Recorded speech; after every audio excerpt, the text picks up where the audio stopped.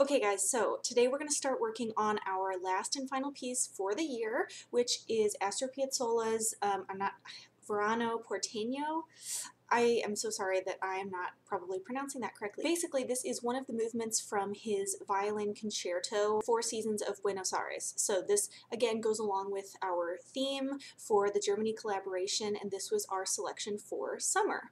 Astor Piazzolla, if you don't know, he was a very famous composer from Argentina, and he essentially reimagined the tango. He was very influenced by jazz music, and a lot of his work is jazz and classical kind of fusion, so very, very cool stuff. Although this is, again, a very advanced piece, I don't think it's going to be quite as technically challenging as the Winter Palace piece, so I think we're going to be able to get through it by the end of the year. So today we're going to be going through the beginning to the end of rehearsal 5, so stopping at rehearsal 6. Thankfully, we do get a metronome marking here, and it gives us allegro, quarter note equals 120. Even though there is a lot of syncopation and there's going to be a lot of counting in this piece, there are no crazy time signatures. In this first section, you only have one time change, and that is in measure 13. You go to 3/4 for one measure, but the rest of it is just in 4/4, which is kind of nice after the craziness of Winter Palace. So anyway, without further ado, go down to the description box, click on the timestamp for your section, and we will get started. Okay, first violins. So as I said in the introduction, this is a violin concerto, but the solo part that you are seeing in your music, where it has the separated staff, is not the solo as in the concerto solo.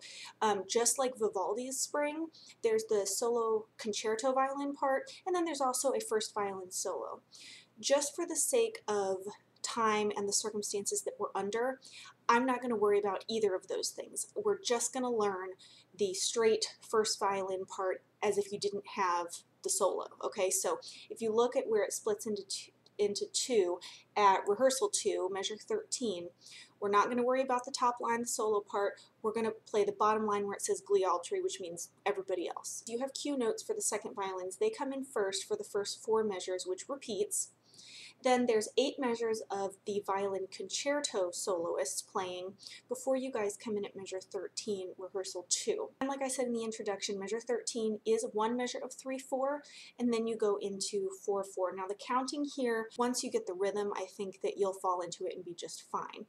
I wrote it in for the first couple of measures just for myself, so you're resting on 1, playing on 2, rest and 3, and then playing on and. So it's 1, ba, ba, ba, ba, 1, etc. Okay, so 1, 2, and 2, and 2, and 1, and etc.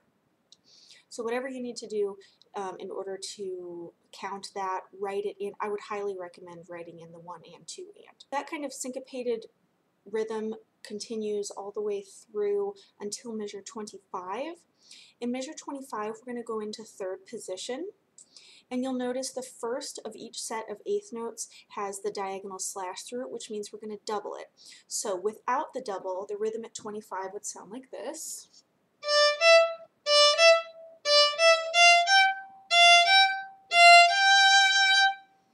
But we're going to double each D, each first note, so it's going to be.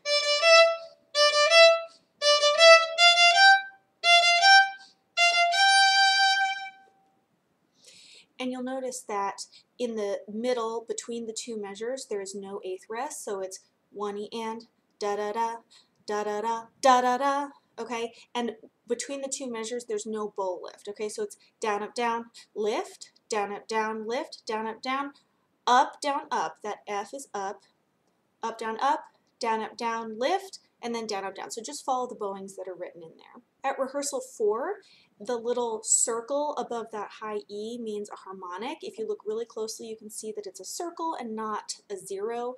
That's a harmonic, so just use your 4th finger for that. And then 1 after 4, which is measure 29, just go into 1st position for that.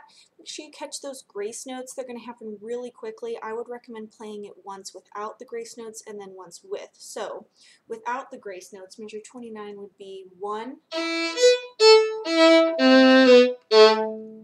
With the grace notes, it would be 1. And then a little faster, 3 and 4 and 1. And then again in measure 30, you've got that harmonic. Definitely jump to the tip there. In 31, you're going to need to start this in half position so that you can get the A sharp grace note. So if you were to play this without the grace note, measure 31, it would be 1. With the grace note, 1. And I would recommend playing the E with a second finger in half position, grace note 1, 2, and then just reaching with your third finger for the C, and then back to first position. So one more time, 1. Harmonic in the next measure, back to first position in the one after that. Then you're at the divisi measure, measure 34. If you're on the outside, do this in third position. Inside, you can do it in first. Then 35, you've got unison again, so that A and D right before rehearsal 5 is going to be a double stop. Right at rehearsal 5, you've got another divisi and there's a trill. So if you're on the inside, you're going to trill E to F natural. And if you're on the outside, you're going to trill F natural to G. And that happens again a couple of measures later and then repeats the same pattern all the way through 6. Okay, I'm going to demonstrate slowly the counting between 13 and 25. Like I said, it's not terribly difficult, but it might throw you off until you get into the rhythm of it. So I'm going to set my metronome at quarter note equals 100, and I'm going to have it play the subdivisions for me. So it's going to play on the beat and then the and. So it's 1 and 2 and 2, 3, rest.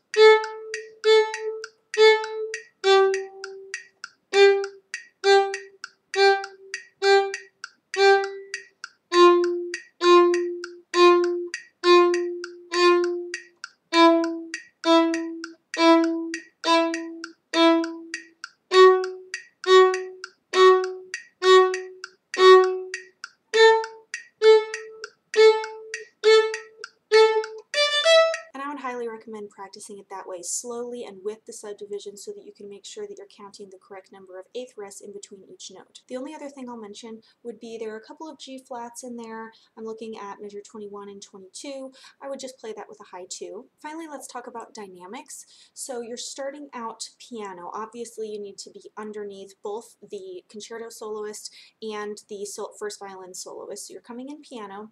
You crescendo through measure 14, and then subito pianissimo and measure 14.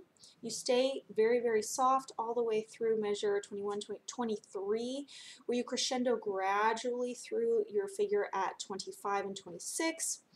Back to pianissimo, piano, alternating for a few measures, and then all of a sudden at 34, it's subito forte, and that subito forte lasts all the way through the end of the section we're working on today. I'm going to go ahead, set my metronome quarter note equals 120, and play through. 2, 3, rest.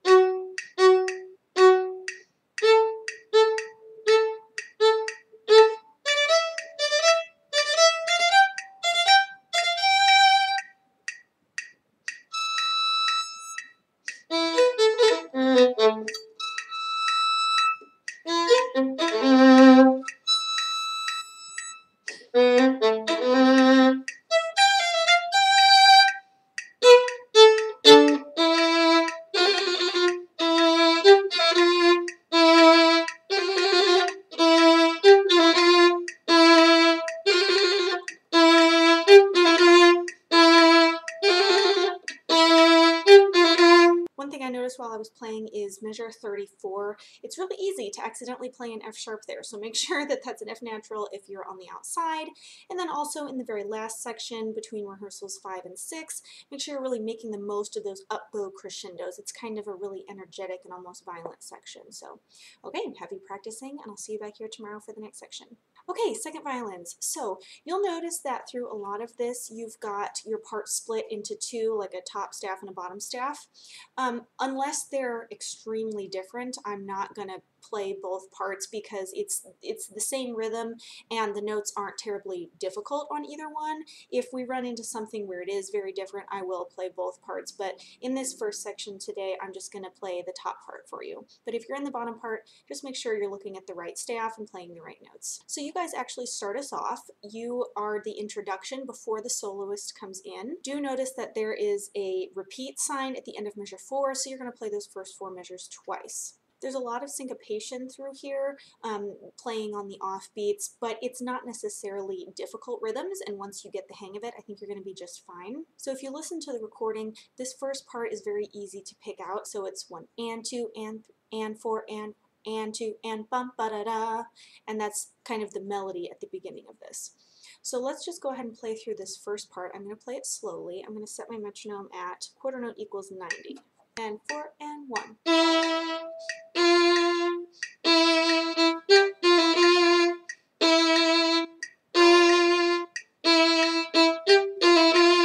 And I'm playing louder than piano just for demonstration purposes, but this is piano. You're going to want it to be in the middle of the bow. So that rhythm continues all the way through to rehearsal 2.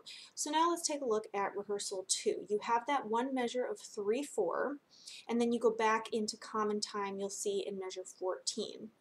So the counting here is, again, a little tricky, so I would write it in for the first couple of measures if it would help you. So it's 1, 2, and 2, and 2, and etc. Okay, and then sometimes it flip-flops and you're playing on beat 1, but essentially most of the time there are 2/8 notes worth of rest in between notes, and then at the end of a phrase there's 3/8 notes worth of rest. So just to demonstrate that, I'm going to play through, starting at rehearsal 2, I'm just going to play through a couple of phrases, and I'm going to set my metronome at quarter note equals 90, and I'm going to have it play the subdivision so that you can hear those 8th notes.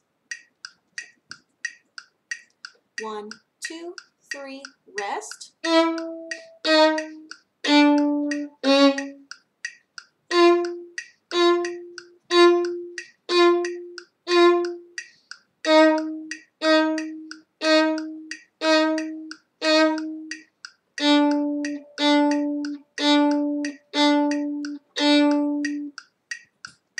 So you get the idea, and that repeats. Once you get the rhythm of it, I think it's going to be fine. Let's look ahead to 25, which is the next place that it kind of changes. So you'll see the bowing is written in down, up, down, down, up, down, down, up, down, up, down, up, down, up, down, and there should be another lift. It's not written in your part, but if you look in measure 26, over that second 8th rest, there should be another bow lift, and that last little set should be down, up, down. Okay? So in slow motion, and the reason that you've got the down, up, down is you'll see that there's that diagonal line over the first 8th note. Without the diagonal line, it would sound like this.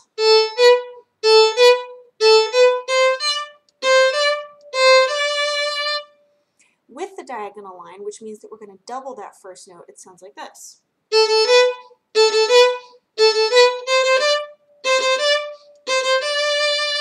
So that brings us to rehearsal 4, and this part is a little tricky. So this bowing is basically a ricochet bowing, which means you're going to place the bow for the initial contact on that first note, and then you're going to let the bow bounce itself for the other 1, 2, 3, or 2 notes depending on what you're playing. So this is not something you're going to be doing on the string. So if you were to do it really slowly, you could go.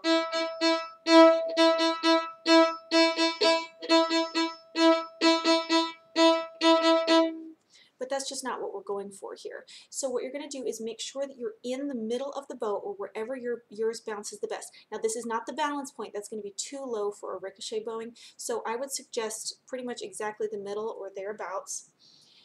And you're going to lay it down and let it bounce. So you might practice that a couple of times. It's going to be bouncing in the same direction. So it requires pinky to be engaged to allow for that bouncing to happen and to kind of help it along. So the rhythm is going to be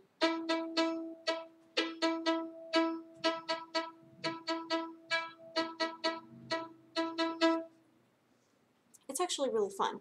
But the same rules apply from spiccato. If you feel yourself tensing up, it's not going to work. It's supposed to be using the weight of the bow and the springiness of the stick to allow the bow to bounce by itself. It takes a little getting used to, but once you do it, it's really effortless. So I'm going to play through this section, just the first couple of measures slowly at quarter note equals 90, and then we'll play it sped up. So here it is at quarter note equals 90. 1, 2, 3, 4.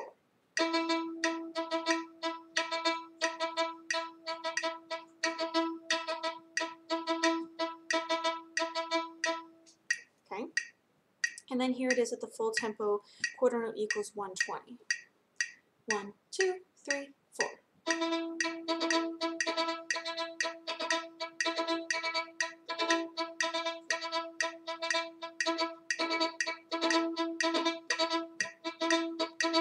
And it might be a little messy and uneven, and that's totally understandable. You will get the hang of it. So since it's piano and since you're trying to do ricochet, you're going to be working middle to upper half, that type of an area. And definitely play around with how much tilt you're getting on your bow. That will also make a difference in how comfortable it is for you and your specific bow to be able to bounce. That brings us to 34. All of a sudden you've got subito forte, whereas this entire section from the beginning until now has been either piano or pianissimo with very small accents or crescendos in between. So here at 34, subito forte, and we're back to that semi-melody that you had at the beginning. Watch out for measure 35. It's rest, 2, and, playing on the offbeats of beat 2, 3, and 4, which brings us to rehearsal 5. You've got a trill. I would recommend doing this in third position, just hopping up just for the trill so that you can do a trill 1 to 2 instead of having to do 3 to 4 because you're doing C to D. Watch the bowing in measure 37. You've got rest, down, up, down, up. Then back to your trill, and that repeats again to the end of the section we're doing today, which stops at rehearsal 6. I'm going to go ahead and play through this. I'm going to set my metronome at quarter note equals 120. 2, 3, 4.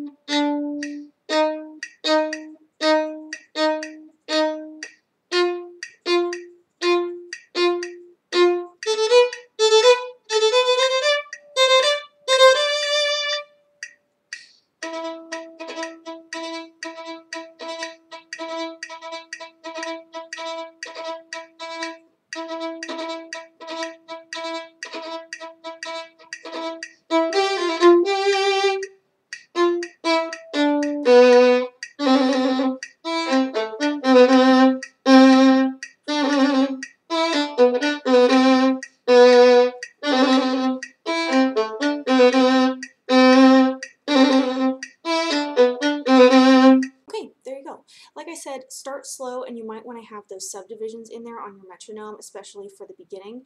But once you get the counting and the ricochet, you should be good to go. All right, happy practicing, and I'll see you back here tomorrow for the next part. Okay, violas. So you start us off here at the beginning. If you listen to the recording, this melody is very recognizable, and even though it's a little syncopated, it's not hard to grasp. Notice that there's a repeat sign at the end of measure 4, so you're going to go back to the beginning. And make sure you're paying attention to the bowing. Some of these measures start down and some of them start up. Again, these are Steffi's bowing, so please make sure you follow them. You'll notice that the staff lines are divided outside inside. Just for the sake of time, I'm only going to worry about the top parts. The notes on the bottom parts aren't terribly different or difficult, so I'm just going to demonstrate using the top part, and if you're an inside player, just make sure you're looking at the bottom part and playing those notes. Once you get past the introduction, that takes us to rehearsal 2. So you'll notice that right here at rehearsal 2, which is measure 13, you've got that one measure of 3/4, and it is also syncopated, so you're playing resting on beat 1, playing on beat 2, and then playing on the and of 3. So it's rest, 2, and then you go on. And then it goes back to common time in measure 14. So if you look at measure 15, at the top, there's a solo part. Now this is not the concerto part, because this is a violin concerto, so there would be a soloist standing up, just like Vivaldi's Spring. But there are also solo parts within each of the sections. So this would be like the principal violist's solo, and then the gli altri part underneath in measure 15, that second staff, would be what everyone else in the viola section would play. Just for the sake of time, again, I'm not going to worry about the solo part. We will figure that out when we get there. If you think that you might be in the running to play the solo, I would recommend practicing it, but I'm not going to go through it in these videos just for the sake of time. We're going to focus on learning the part that everybody else is going to be playing.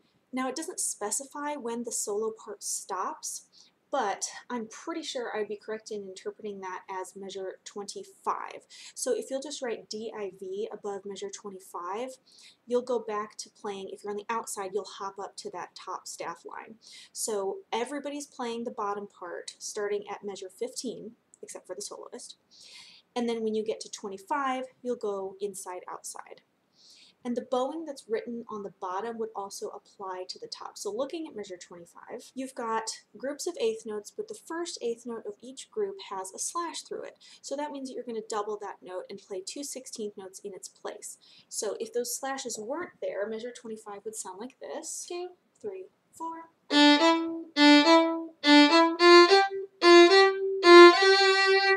But since the first of every group of eighth notes is doubled, you're going to have down, up, down, lift on the eighth rest, and then down, up, down again. So it'll sound like this.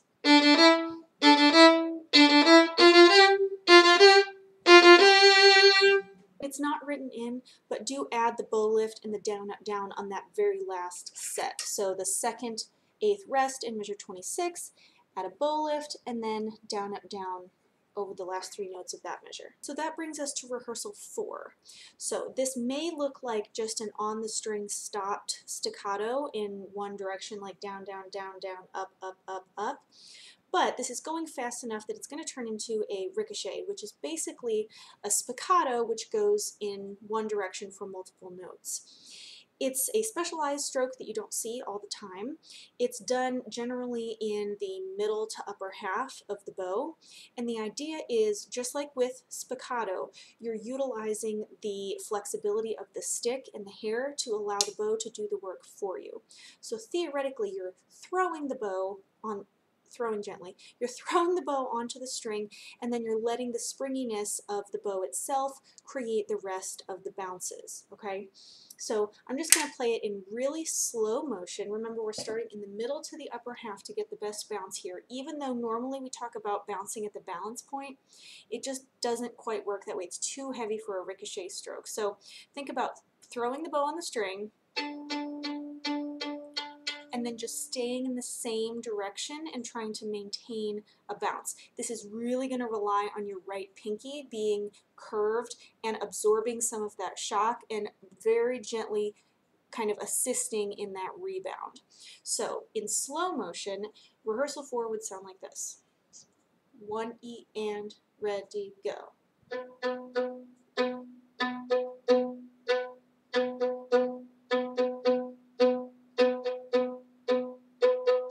And then a little faster.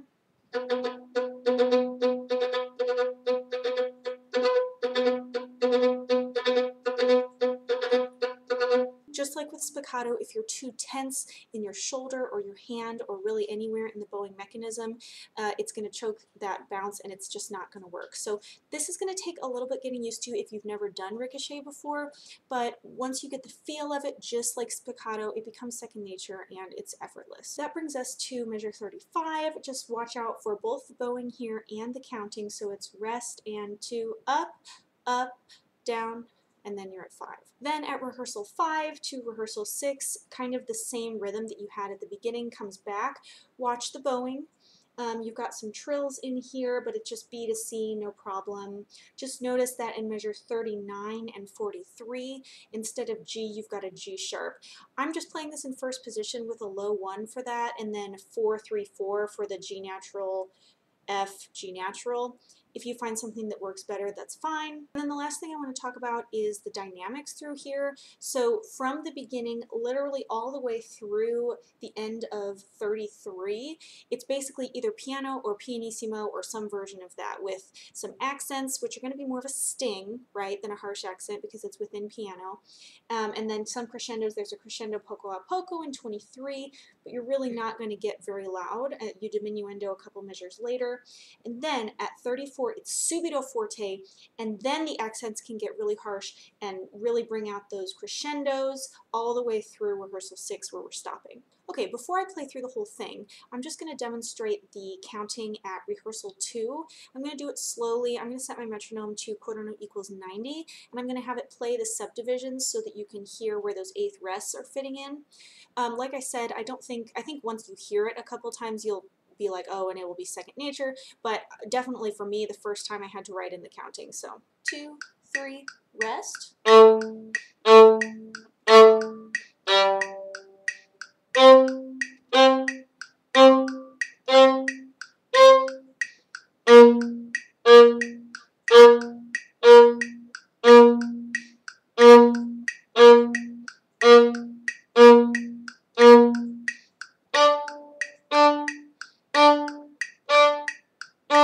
Now I'm going to play it with the subdivisions, but at ¼ equals 120.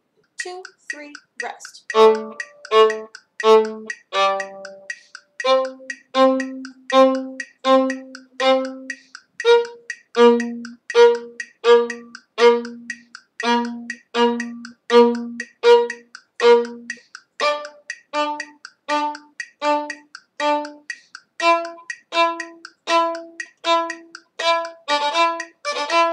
Okay, now I'm going to go ahead and play through this whole section from 1 through stopping at rehearsal 6, and I'm going to set my metronome at ¼ equals 120. 2, 3, 4.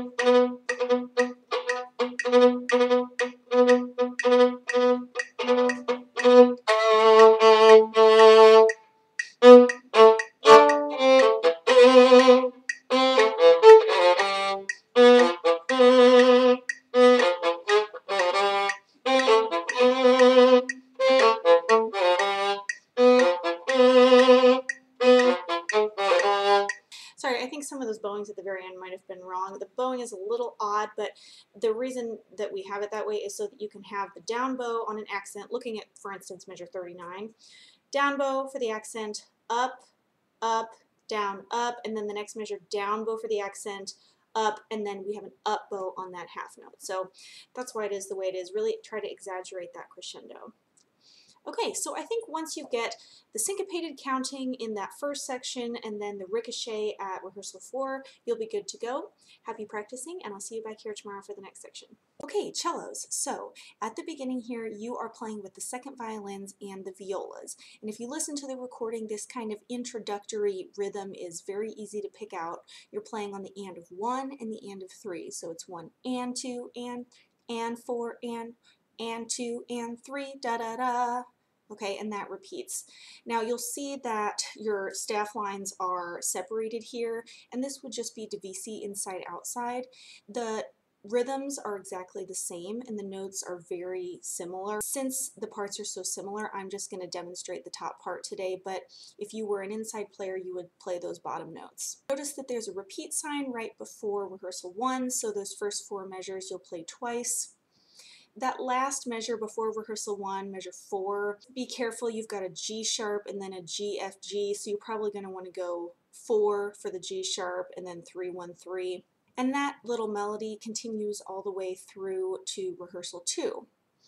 Right at rehearsal 2, be careful, you've got one measure of 3, 4, but you are resting, so you might just put 3 little slash marks or write 1, 2, 3 so that you make sure that you're not miscounting that measure. Then in measure 15, we go to this kind of syncopated eighth note passage.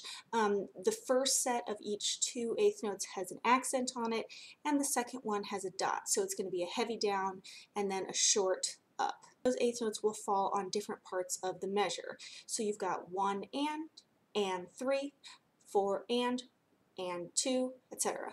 And that pattern, that rhythmic pattern, repeats every 2 measures. Be really careful, there are a lot of accidentals, a lot of chromatic accidentals in here. You start out with D to A flat, then you go G to A flat, C to G flat, etc. I won't go through every single note with you, but be really careful.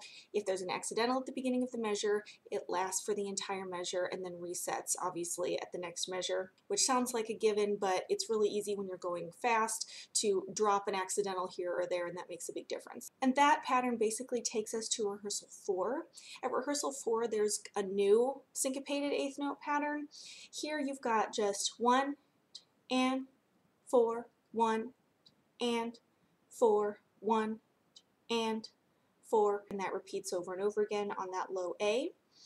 In measure 34, you've got another divisi part, but this time they just put it on the same staff, so outside, inside there.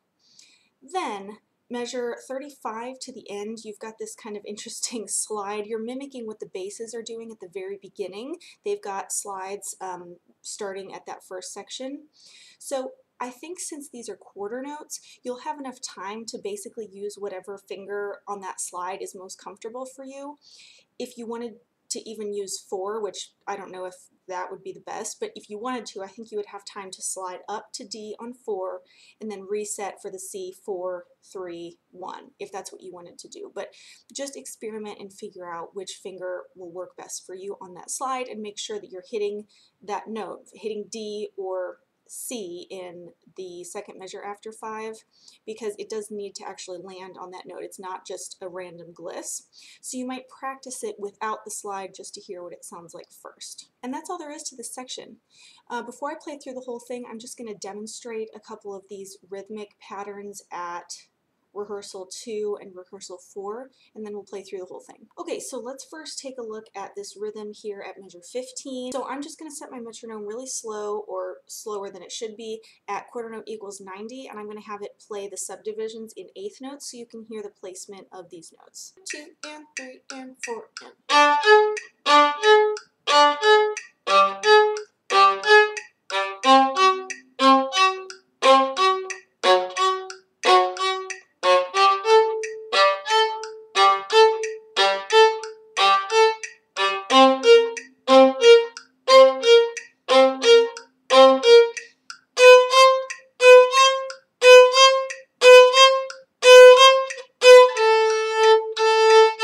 And then up to tempo, 1, 2 and 3 and 4.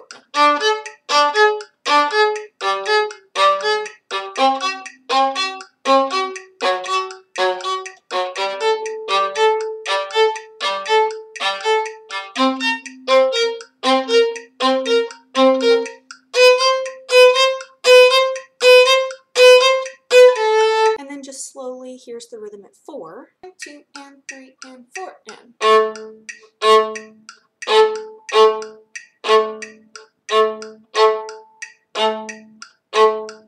Okay, so like I said, I'm just going to play the top part, but I'm going to go ahead and play through from the beginning, stopping at rehearsal 6, metronome set at quarter note equals 120. Oh, and last thing before I play through, sorry, dynamics.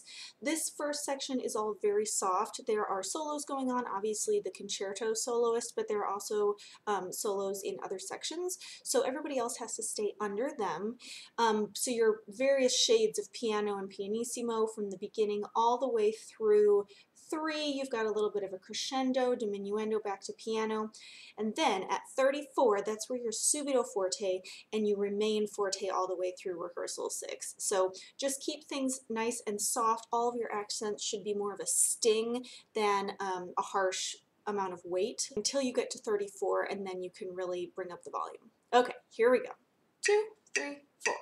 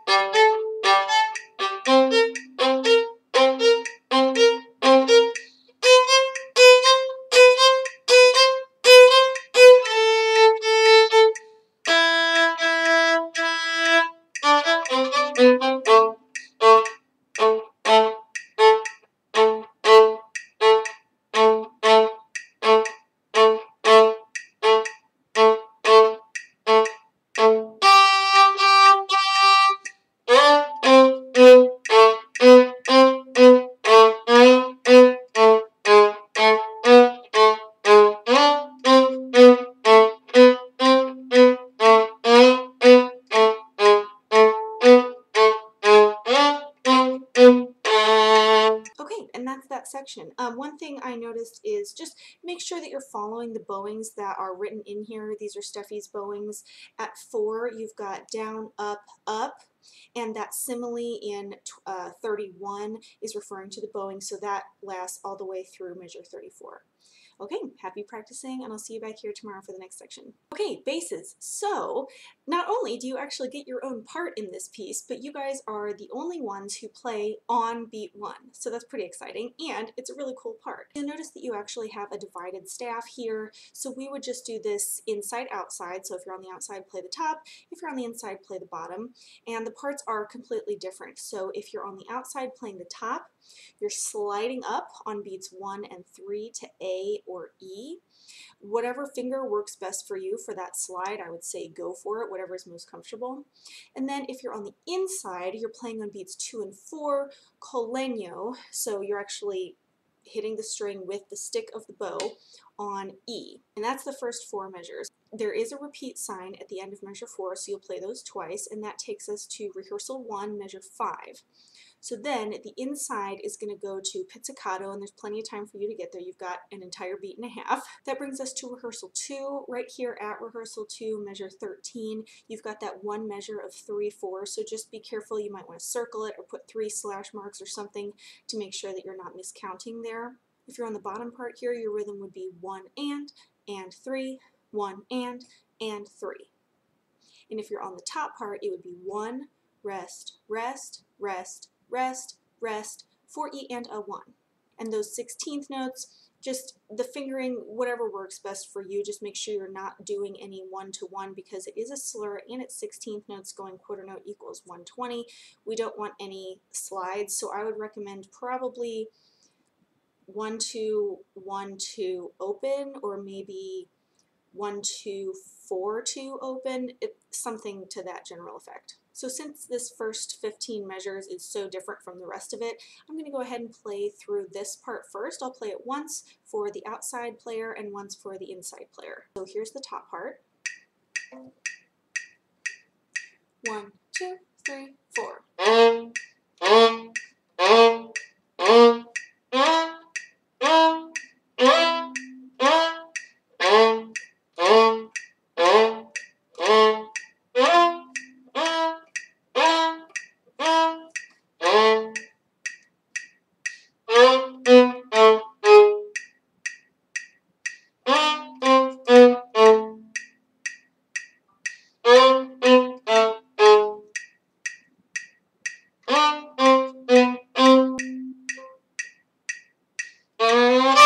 And then here's the inside part.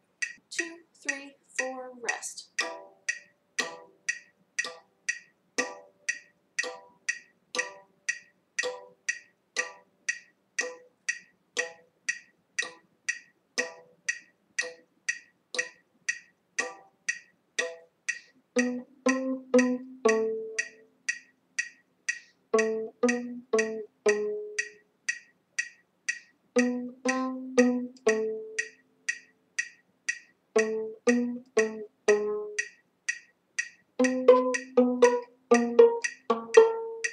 Okay, so that's the first section. That brings us to measure 16, and then you're both playing on the same line. And if you were playing the top part, you would go to pizzicato here as well. The counting's not going to give you any trouble here. Just note that you go to arco at the end of measure 22, pick up to 23, and then at 4 you join the cellos with this rhythm 1 and 4, 1 and 4, and that's down, up, up, down, etc. And then the simile refers to that bowing. You've got a little divisi measure here at 34, so inside outside again, and then both parts slide up, which is essentially going to sound the same as what the top part was doing at measure 6. The last thing I'll just mention is the dynamics through here. Everything is very, very, very soft, basically different shades of piano and pianissimo with slight changes. Just notice there's a crescendo at rehearsal 2, and then at 23, and then a diminuendo into rehearsal 4. But then at 34, you might want to circle it's subito forte, and so the whole everything changes, and you're going to want to be as heavy as possible. 2 before 5 all the way through 6 is all going to be forte. And that's pretty much it. So I'm going to go ahead and play now measure 16 through and then stopping at rehearsal 6, which will be both parts. 2, 3, 4, rest, 2, 3, and 4.